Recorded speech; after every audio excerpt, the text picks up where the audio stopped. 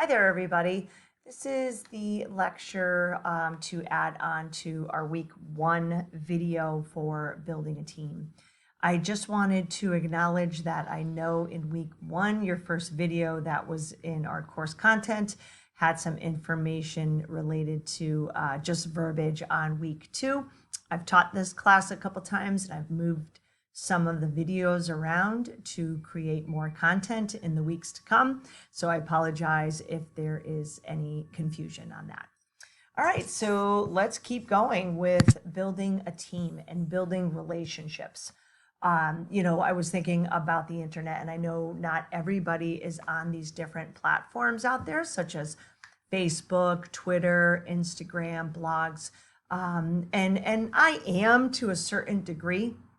I did just create a Facebook page for my design and build company that I've been working on, for the past few years and stuff. I'm not as focused on it because I am a professor at the college here and I'm just doing, consulting and project management and design kind of behind the scenes, not as much as I was doing it before I became a professor. So these aren't as critical to me, but definitely when you're beginning companies, I can't tell you how many people we know that know somebody, right, that needs something done, and or that you can start forming relationships or start following different organizations, different blogs, different Instagram. I do love Instagram because it's a lot of photos versus maybe the content, that we do see on Facebook. So I tend to follow more design, architecture, sustainability related blogs and on Instagram, their pages on Instagram. I love watching the work transform into, some of these different companies. But it can be used as a marketing tool for your business and for you to be able to connect to different people in the industry. But it could also be a way that you can find properties for sale by owner, these motivated sellers. I know on Facebook, there's not that I'm saying to go sell your house on Facebook Marketplace or anything, but I do see from time to time, I love looking up old furniture on those marketplace or Craigslist. I'm careful, obviously, in when I'm looking at these different things. So again, being very careful when you're looking at these different things. When you're looking to purchase houses, obviously we know there's a lot of scams out there and there's a lot of people that want to do wrong to people financially. So just be aware. I talk about this page more as a marketing tool than for you to really use as finding these houses for sale. But you never know what you come across, right? So just being able to build these relationships, just being able to connect out into the industry in different ways is something that I think is really important for us to begin companies and to move forward with companies and change our companies, right? Make them grow. I had mentioned something about furniture when I was talking about the marketplace on Facebook. One of the things that I love to do is, looking for on that marketplace is finding pieces of furniture that I can reuse in my existing house, or you can think about it in a way that, there's some really wonderful pieces out there that people just want to get rid of that you can grab for $50 and turn it into a piece of furniture in your bathroom, such as a vanity, or maybe you use it as a staging prop to sell your houses. So, I don't want to go unnoticed that there are a lot of great things that we can find in these different marketplaces on the internet. But of course, we always have to be cautious. It is the internet, and you might not want to build some of these relationships with certain people out there on there, right? So real estate is very much about relationship building. These relationships that we build could tap into great resources that could then turn into referrals. So even just networking with friends and family on the internet could definitely pop up an opportunity for you to maybe purchase a house, or for somebody to contact you for some type of a job that you're doing. So what is a team? So let's talk about that team that could really make a difference in your house flipping business. Here's a list of them. We'll get into a little bit of detail, but you're talking about your real estate agents, your property managers, your home inspectors, contractors, mortgage professionals, banking, type of people, real estate attorneys, super important, and super important that you have an insurance agent that really knows what you're doing, how you're doing it, and how best to protect you, and to guide you in giving you the information that you need to be able to hire contractors, and knowing what kind of insurances they require to be on your property and when. By surrounding yourself with the team of experienced and talented people, all you really need to succeed is a long list of qualified individuals with these diverse talents, along with organization. And we're going to look at an Excel sheet that I put up in our course content that I found to be very useful and helpful.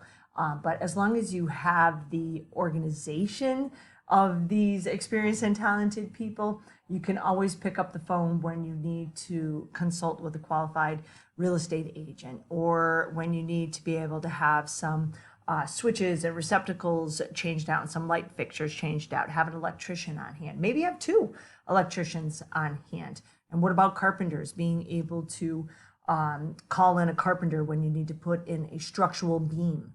All of these things will cost more money and will come out of your profit overall. But as long as you're able to estimate these details ahead of time, which I do have a week in our time together here that we look at some estimating things that I've done in my residential design build companies and my career.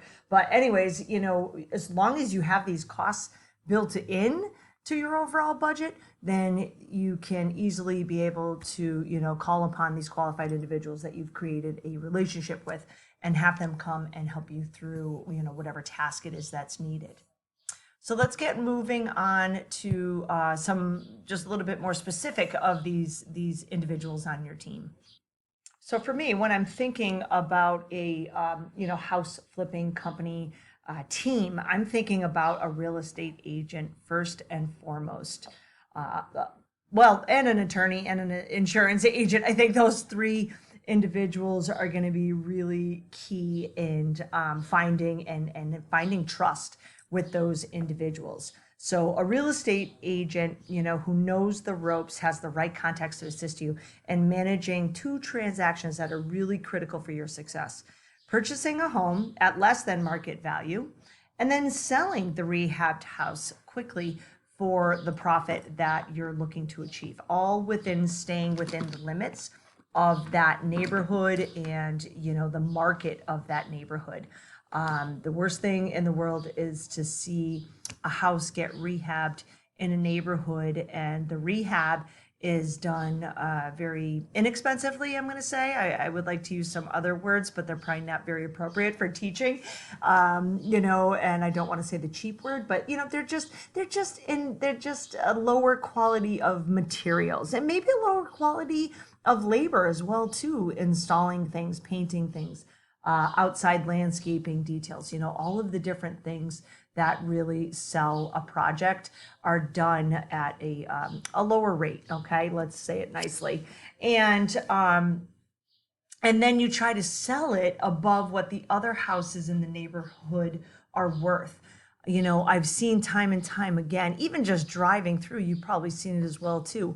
A house goes on the market, and somebody had just recently bought it, and you can see visually that there has been some upgrades, and then they list it for this ridiculous price, $500,000 for a neighborhood that maybe can withstand a $325,000 or a $350,000 house. It's going to sit there, and it's going to sit and sit and sit and sit, and it's not going to sell. And then the price is going to keep on dropping. And people watch these things, right? And when you see prices dropping all the time, it kind of sets up red flags. Right now, the market is really, really hot here in June of 2021. And houses are just flying off the market. I think new construction houses, flips, houses that need help, they're just the real estate agents that I'm talking to just can't keep their hands on houses. They can't get their clients in fast enough. And I live on a street that 3 new houses were just built in the past year through the pandemic, which is amazing to me how quickly they sold. They were done extremely quickly, which kind of makes me nervous as a builder, because I know how long it truly takes to do it right. And these were done real quick. They're all the same houses, right? 4 of them, boom, boom, boom, cookie cutter houses. And they sold in about a $350,000 range, not including land.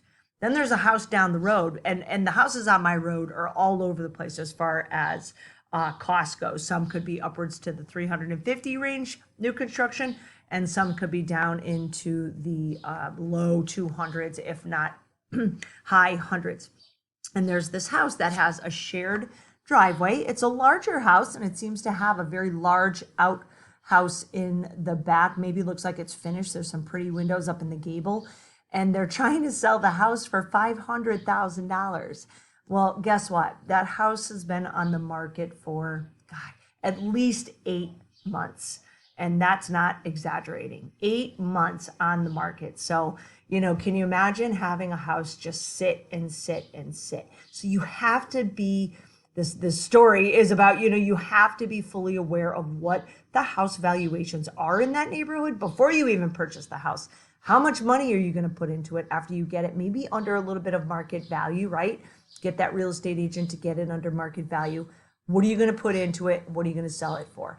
Even if you only make $20,000 profit off that job, instead of trying to push it to, I want to make $50,000 off that job. If it doesn't work for the neighborhood, it's not going to work for you, and you're going to end up losing money because that sucker is going to sit there on the market month after month, and you're going to have to continue to pay the mortgage and the insurance and the lights and keeping that house afloat until you bring it down to a reasonable amount. But then how much money is already spent for you to bring that house down? So start it right. Get that good real estate agent that is going to help you find these houses, be appropriate in guiding you to what those houses are then going to be able to be sold for. Okay.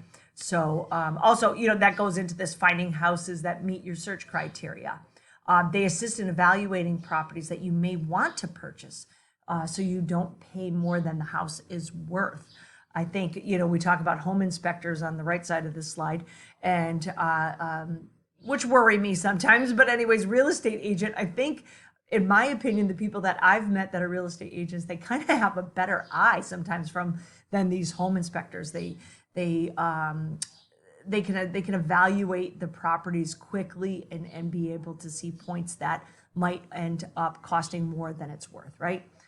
Ensuring that your offer has appropriate conditions in place to protect you. I almost sold a house on my own for sale by owner, and it was an older house that I had rehabbed to put on the market. And I was very confident in my skills as a builder and as a project manager and what I did. And I knew I did it right and, all these great things. But the house was old, and there were definitely conditions that needed to be put in place for a potential buyer to be able to come in and not really take me for a ride as the seller, right? So I did end up hiring a great real estate agent that's a good friend of mine, and she sold it for certain conditions, and the buyers wanted me to be able to do certain things that just weren't in the conditions that we were selling it for, so definitely had my back in making sure I had conditions in place to not come back and bite me. To not come back and bite me. So negotiating price, they're great at saying, nope, this is our firm price, or nope, we don't think, we think it needs a new roof. So we want 10 grand less than what you're asking for to be able to put towards the roof, or the buyer can, put a roof on. That was one thing that I had to end up doing on the house that I'm referring to, that we ended up flipping. I lived in it for a while, and then we ended up flipping it. So, the roof, I knew it was definitely going to be one of those things that could potentially come back and bite me, and it did. And they wanted me to replace it. That was part of my conditions, and they didn't even want money off the sale price, which ended up being good because I'm a contractor, right? And so I do have a lot of relationships built, and I was able to find a good roofer to do it at a decent price. And I knew what materials were going on and how it was going to get done. So I knew there would never be any callbacks for the new buyers, which made me feel good. But anyways, they're also great at finding, quote unquote, other team members. My husband's a master electrician in the residential and small commercial world, and he's got a few real estate agents that call him, and property managers as well too, that will call him or give his name out to a condo, for a condo association, so he's able to go and do service calls. So they definitely have a great way of finding other team members. They're in the industry, and you want them on your team. Okay, sorry, that was winded. Enough about that. Home inspectors inspect homes so you know exactly what you're getting into. Make you offer contingencies upon the house passing an inspection. You don't want a home inspector that will make mountains out of molehills. City inspectors are really the very best. They're very, very accurate. I know there's some really great, home inspectors out there. I actually did some research to become a home inspector myself, not a building inspector, but a home inspector. But I have seen these mountains out of molehills because, one, they're covering themselves and they're covering you as the buyer, to be able to make sure that, you know exactly what you're getting into in these houses. So if you also have a good contractor, they can always go with you as well too, right? To make sure that the home inspector is not making these mountains out of molehills, because then it's just going to, lose a sale that maybe didn't need to be lost, right? Contractors, let's get to the contractors. One of my favorite things to talk about, because I do have a construction supervisor's license, so I have worn the hat as a contractor. So just so you know a little bit about this. So a contractor is the boss, right? At the beginning, this first bullet point. A contractor is the boss. They manage the budget and workflow. They hire the subcontractors. They coordinate the work from start to finish, and then they hand you the bill. When they hand you the bill, these contractors have profit and overhead on them. So sometimes you're going to need a contractor, because these contractors have construction supervisor's license and home improvement contractor's license that are needed to pull permits. A lot of the house flipping out there that I've seen usually is cosmetic, right? But I hate to say this, and I'm glad you're all here with me, because I feel like some people might not know when to pull a permit, and they might do things that could hurt the house and your budget. Because if you start taking down a structural wall and you don't know it's a structural wall, and you start seeing things sag and drywall cracking and things squeaking, your floor system and stuff like that, that's not good, right? That's not good. That's when you have to now call a contractor to come in and fix your fix your mess, fix, the problem that you did not know up front. So I hope to give you a little bit of knowledge of that in this class. But a contractor knows all of these things. They have to know these things. They have to know the building code. They have to work with the building inspectors. They have to have insurance to work on the job site, and or they know what kind of insurances are needed for the subcontractors to come in. You're not hiring an electrician that doesn't have insurance. You're not hiring a plumber that doesn't have insurance. So, and they will, you're paying them profit and overhead, but part of that profit and overhead is their ability to be able to manage the budget. If you give them a $20,000 budget, workflow as far as schedule goes and time to complete, they're going to get it done for the price that they're telling you they're going to get it done for. Or you could do some of these things yourself if you don't have to pull a permit. And again, I'm going to talk about estimating a little bit in another week that we're together here. You could hire subcontractors yourself. You could hire subcontractors to perform specific work, such as the electrical that I was talking about. So not writing, that should be wiring, plumbing, installing cabinetry, painting, and so on. If you have a good connection in your team and you have a good team that you could trust, then you could trust hiring these subcontractors to perform the work. When you hire a subcontractor to do the specific work, you become the contractor yourself. Okay, so you're the one managing the budget, you're the one doing the workflows, you're the one hiring, coordinating, all of that. We talked a little bit about part-time and full-time house flippers. You know, which one are you? Where do you fall into? Do you have the time to do all this? Or are you willing to pay someone, trust a contractor that has all of these pieces in place to become the boss? Sometimes it's easier to do it that way. But as you all know, when we first get started in business, that might not be feasible, and you have to be able to do these things. Hence why you're probably taking this class, to learn more about this kind of stuff. You know, and that's why I'm here, to teach you more about some of the building aspects of it, some of the other details of it that can make you very, very successful. And again, oh, another typo here. Obviously, I'm not an English major. Ask for referrals, FRO, yeah, for either. So ask for referrals, either a contract, if you're hiring a contractor, or if you're hiring a subcontractor. You definitely need to be able to talk to referrals, see projects done, past projects, maybe a project that they're working on now. Even me as a contractor, I still will do that. If I'm starting to form a new relationship with somebody in my team, I'm going out and I'm seeing their work. I'm going out and I'm asking questions. I'm going out and I'm talking to them and talking to others about their work, and you know, really, really seeing it. So I think that's a really important piece to you creating your team, asking for referrals. Mortgage professionals, real estate attorneys, and I should have on here insurance agents. So all of these are definitely critical as well too. Your mortgage professionals are the ones that will help you with the money lending. I am not a professional in this mortgage professional realm, so I am not going to give you a ton of information on this. All I can say is talk to these individuals, right? Go and meet them, go and sit down. Find out what types of loans are available for somebody such as yourself and what you're trying to do. Does it make more sense for you to purchase the home and live in it? Which is really difficult, I got to tell you, when you're going through any kind of remodeling, if you're living in it, especially if you have children, obviously, makes it a lot more challenging. So, you know, by living in it, doing the remodeling, and owning it, I believe for over 2 years, you're not going to pay any capital gains when you sell it. But you know, like what are the lenders doing out there? What are they financing? How much money do you need to have in the bank? Typically, it's 20% of whatever your mortgage is going to be, so you don't have to pay PMI as well, right?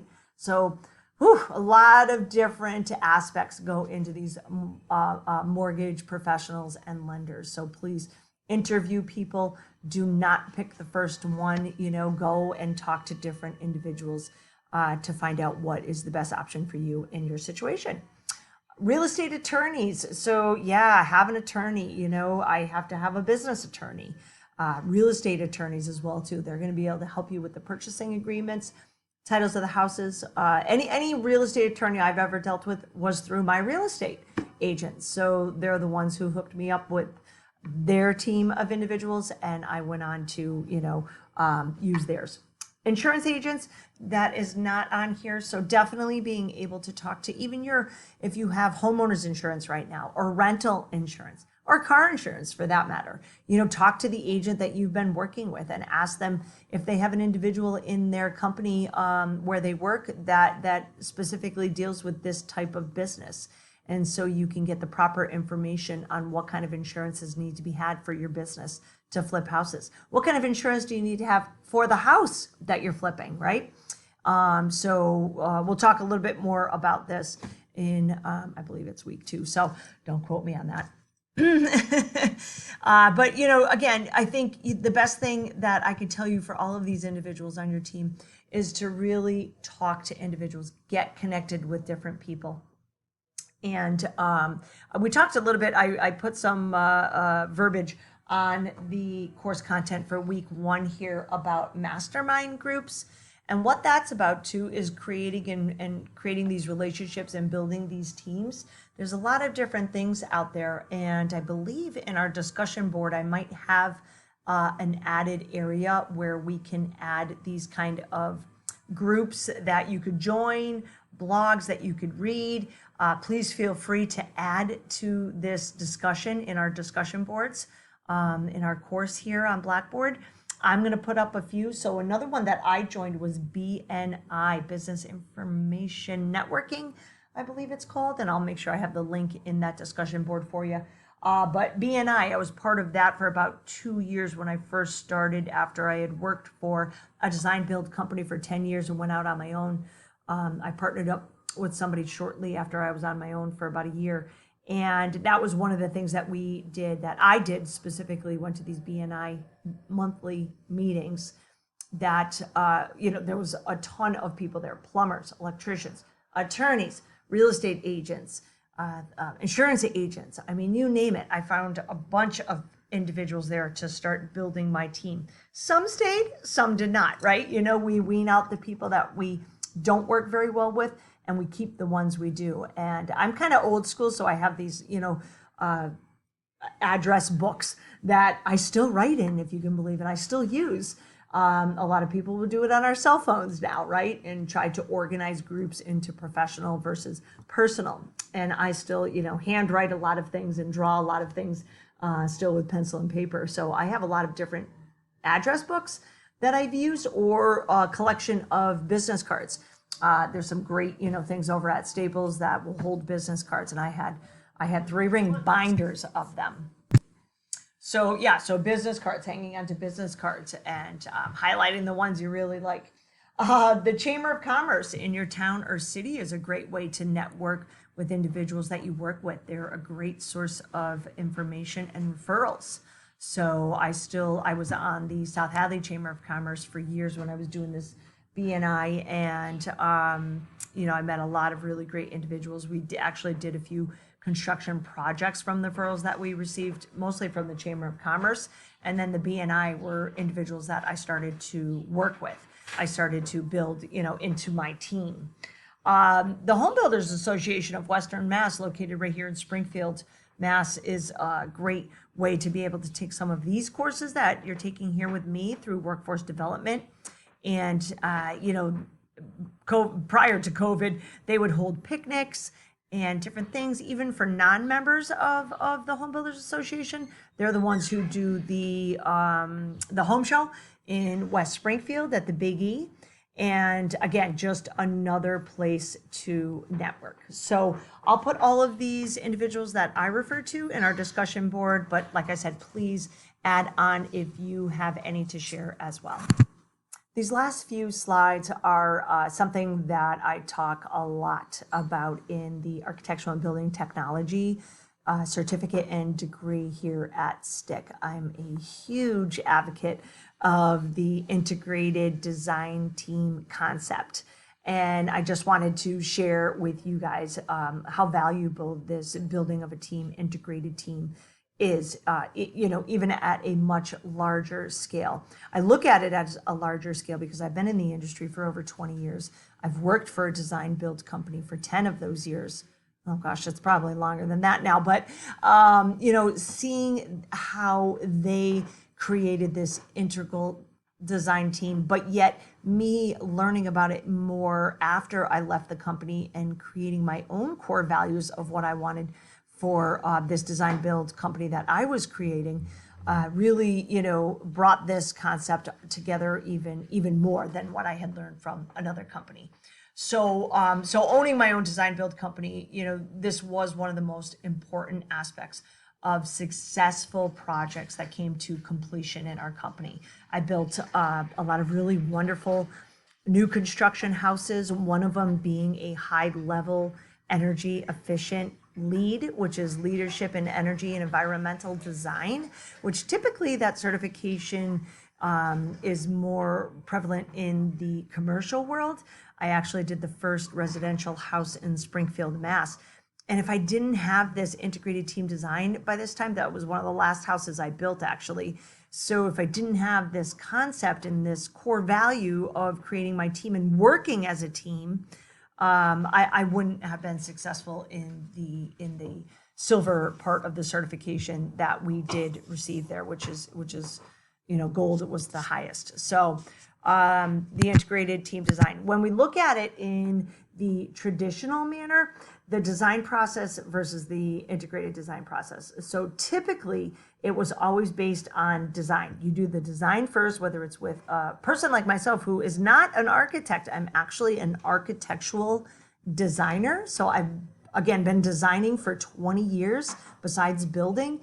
And so I don't have my stamp as of yet. I'm actually currently working on that at this point in my career because it's just the next level for me. But it was always thought that traditionally you would get the design, work with the designer, specifically just the designer, get the plans, and then go to construction. And you can see how little bit of a connection there is here, right? It was the start of construction was at the end of design, and boom, right into construction. This way, this traditional method is horrible. It actually,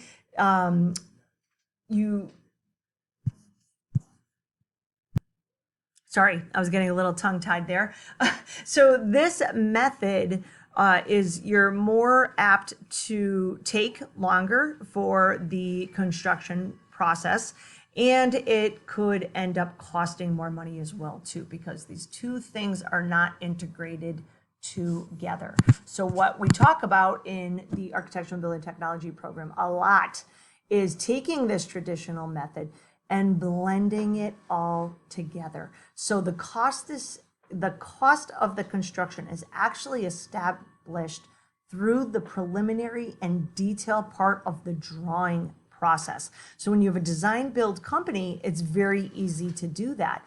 And even you guys as house flipping, you know, when we think about house flipping, you're kind of acting as this design build company in a sense, because, you know, you are creating, whether it's cosmetic or whether it's taking a wall down, remodeling a kitchen, adding a bathroom, adding a bedroom, whatever it is, you're designing these spaces to meet the needs of the house and the value that you're trying to establish with these houses. And then you're getting the build part done, whether it's landscaping, whether it's painting, I don't care what it is. It's similar to this concept of new construction, isn't it? We can add these details to new construction. So you could start doing design with somebody, unless you're doing it yourself, and then start working. If you have this contractor in your team, you could start showing him your preliminary drawing, saying, hey, this is what I'm thinking about. Can you meet me at the house and do a walkthrough with me? I have a preliminary drawing ready. Sure, no problem. And they come and they meet you and they walk through and they go, no, no, no, no, no. That is a structural wall. If you take that down, you need to put a beam in there. And you say, oh, well, how much is that going to cost? Well, that's going to cost about $5,000. And then you say, well, that's not in my budget. And he says, well, okay, then we're not going to open up that wall. Maybe we could just put a door opening size in it. Instead of opening it 10 feet, maybe we can open it 4 feet, you know, and that's only going to cost you $800. So then you could change your design process at that point, right? Because you know the cost is established for certain things at certain times. And then, you know, when you're done with this estimating part of it, then you could get into construction. It definitely will decrease the completion time. New construction, an example that I can give you is HVAC systems. If I don't have my HVAC ductwork for a hot air system, whether it's gas or propane, if I don't have the ductwork established through, if it's a 2-story house, like a colonial story house, right? 2 stories, all of my equipment's in the basement. I have to come from the basement to the attic with my ductwork in order to be able to bring heating and cooling to the second floor rooms. So that ductwork doesn't just magically appear somewhere in the house. We have to design it into a closet that then is designed into a closet above on the second floor. Maybe these closets, you know, so obviously these closets have to be stacked. Maybe it's a corner of a room. So, you know, these different things. If I didn't have that in a house design and the HVAC contractor came after the house was framed and said, okay, where do you want me to put my ductwork? And you say, I don't know, where do you want to put your ductwork? And they say, well, I want to put it right through here and go right straight up into the second floor, into the attic. And you say, well, that's my hallway. Well, that's a problem, right? You know, and then the HVAC contractor is going to say, okay, well, you figure it out. I'm going to go to another job, and then I'm going to come back here in a couple of weeks when I'm done with that, and you're ready for me. So you see, so time's wasted. They're out of there. They're going to another job. These subcontractors have jobs lined up, right? They can't just wait for you to figure out, what this design detail is gonna entail. So being able to bring these cost estimates, being able to establish these costs ahead of time and have a better understanding is definitely a philosophy that I practice in my education, and I practice out into my work world as well. So this is just kind of talking about sustainability. I just threw this in here because I love talking about sustainability and encompassing, design, materials, construction techniques. We call it the design studio when we're thinking about it in sustainability of architectural design and build. So please excuse me for this. I hope this isn't confusing you. Again, I just want to give you additional information that I give my other students that are thinking about doing things like this. So sustainable design, is also, it's not only about the design, but it's about your material choices as well too. So remember, I used that word earlier that I don't want to use as a teacher, the word cheap or inferior materials, I should say, is more appropriate. You can really get some beautiful sustainable materials like I was referring to on the marketplace on Facebook, right?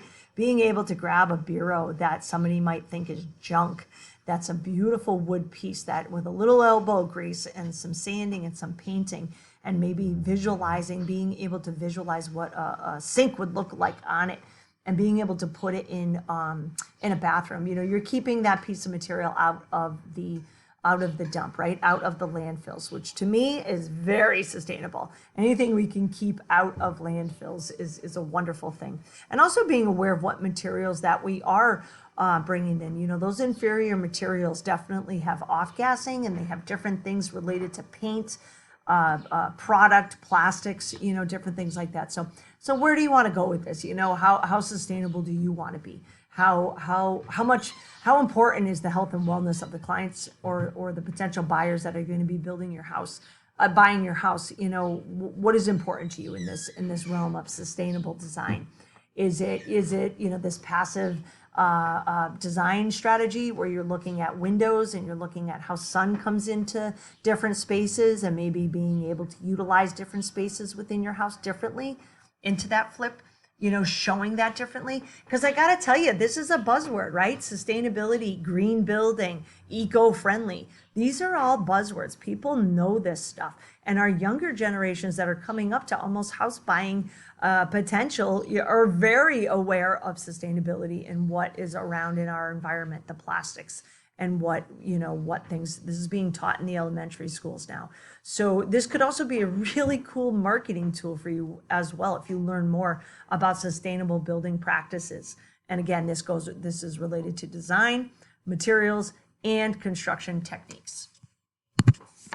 Last but not least, this definitely, builders, designers, real estate professionals, we all must actively participate in shaping the green building. We must participate in that green building technique and sustainable techniques to create a more sustainable product out there. So a little off topic for the team related concept that we've been working on, but I always have to get my sustainability ideas and concepts out there and get you guys thinking about them as well too. So thanks for joining, and I will see you next week.